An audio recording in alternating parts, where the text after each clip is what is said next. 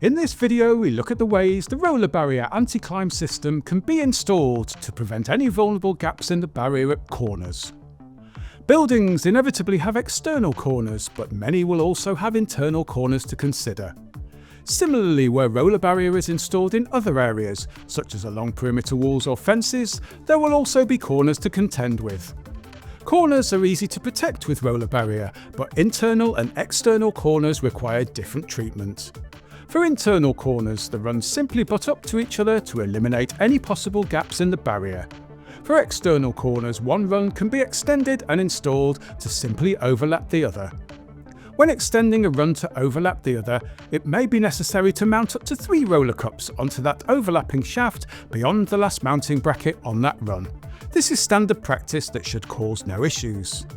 When installing 2 runs on the corner, it's also important to remember not to create a handhold or purchase point that could be used to climb up to or over the barrier. Overlapping run ends may also be needed where the barrier needs to cater for height changes. This may involve installing vertical sections of roller barrier at run ends, or butting barrier runs together for sloping installations.